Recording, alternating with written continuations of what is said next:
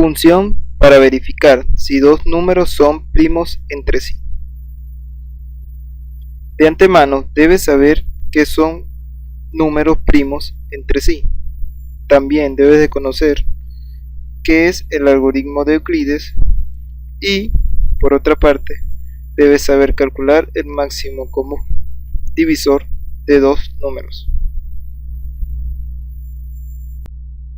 Hay tres cosas que deben de aprender antes de poder entender este código. Lo primero es cómo calcular un máximo común divisor.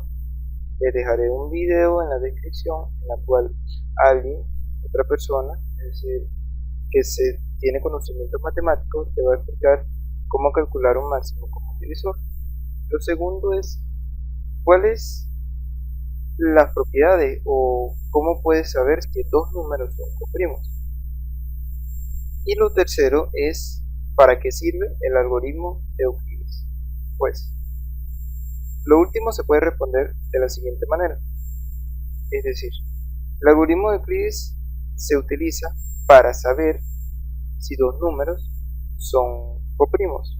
Para esto se calcula el máximo común divisor, es decir, todo está en conjunto de esas tres preguntas, pero es bueno que la investiguen. Recordamos, primero, cómo calcular un máximo común divisor, está en la descripción. Segundo, lo que son los números coprimos. Y tercero, los algoritmos, o como, mejor dicho, cómo es el algoritmo de Euclides. Sabiendo esto, ahora lo que vamos a hacer, como estamos haciendo antes, es crear una función que nos va a retornar un valor, ya sea true o false, el cual nos va a identificar si los números son coprimos o no. Ese es el objetivo de esta función, verificar si dos números son coprimos. Entonces, fíjense, primero vamos a llamarla calcular cale. Vamos a pasarle dos parámetros. En este caso vamos a pasarle dos números enteros, los cuales son los números que queremos verificar o mandarles si son coprimos o no. Vamos a llamarlo n1 y n2, como pueden ver. Luego de esto vamos a crear una variable llamada rt, la cual nos va a servir para el procedimiento. Luego otra variable llamada ant. Esta variable, su función es como almacenamiento y como control, debido a que vamos a almacenar un valor y luego vamos a utilizar ese valor que queda almacenado para verificar o controlar lo que es el retorno, si es true o false. Luego de esto vamos a crear un while. Este while va a tener la siguiente condición: rt no puede ser igual a 0. Dentro de este while existe lo siguiente.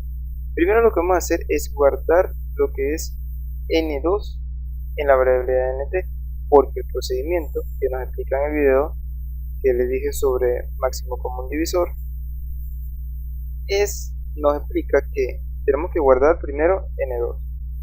Luego de eso calculamos el resto entre n1 y n2, y luego de eso lo que vamos a hacer es intercambiar los valores o pasar.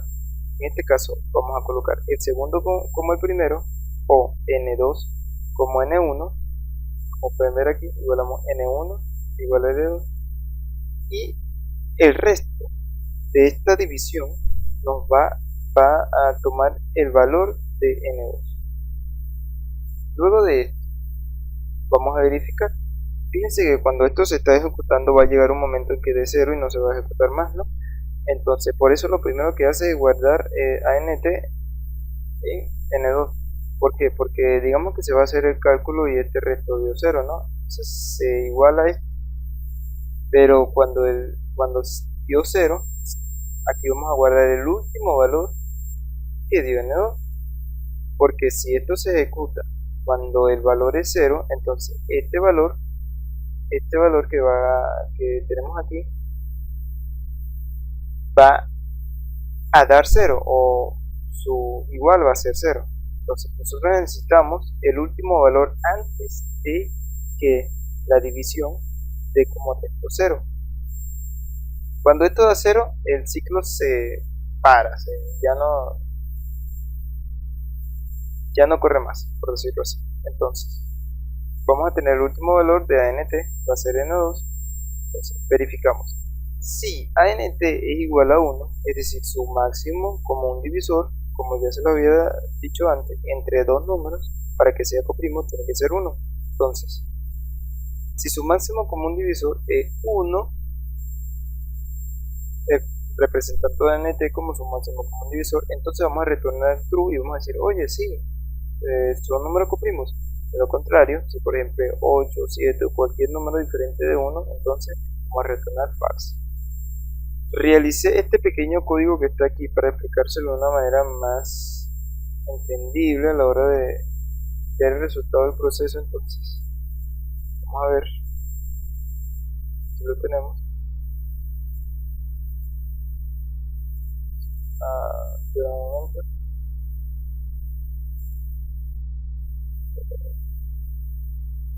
Fíjense, recuerden que tenemos que llamar lo que es la función, a lo que se me pasaba por alto.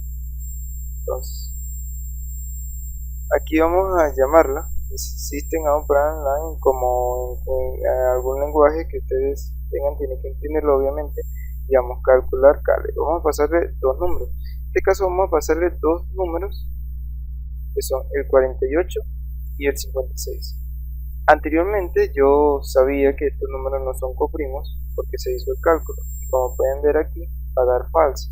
Si por ejemplo metemos estos dos números que yo sé que son coprimos y deberían de dar true, vamos a ver que nos va a dar true. Fíjense, para ver el procedimiento en sí de cómo esto dio true,